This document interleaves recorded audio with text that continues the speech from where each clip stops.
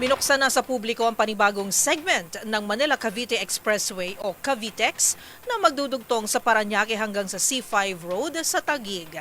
At good news dahil libreng makadadaan sa bagong segment para sa buong buwan ng Abril ayon sa anunsyo ni Pangulong Bongbong Marcos. Naritong report ni Leth Narciso.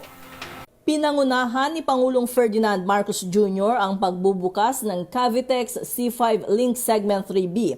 Ang 6-lane toll road na may habang 2 kilometro ay nagdurugtong sa Merville, Parañaque hanggang C5 Road sa Taguig. Dahil sa bagong connector, mula sa dating 1.5 oras ay magiging 15 minuto na lang ang travel time mula Parañaque patungong Taguig o BGC. Inaasahang malaki rin ang mababawas sa Sucat Road at C5 Extension congestion. Bukod dito, mapapabilis din ang access sa Cavite at BGC sa Taguig habang alternative route din ito sa SLEX at Skyway. Kasabay nito ay inanunsyo ni Pangulong Marcos na libre pa ang pagdaan sa binuksang bagong connector sa buong buwan ng Abril.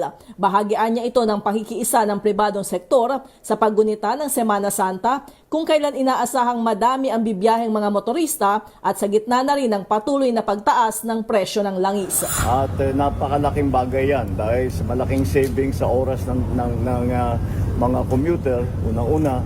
Pangalawa, kagaya ng ating mga laging iniisip ngayon dahil nga sa kaguluhan sa Middle East, ay napakalaking savings ito sa gasolina, sa crudo, sa fuel. At hindi maliit na bagay ang babawasan mo, ang biyahe mo mula sa 1 oras kalahati hanggang 15 minutes. Malaking savings siya.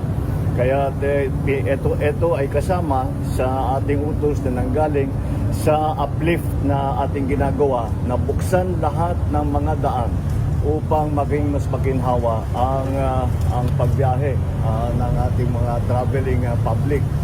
At bukod pa ron ay nais kong i-announce na ito, toll-free ito buong Abril. Mula ngayon hanggang end of April, toll-free ngayon muna dito.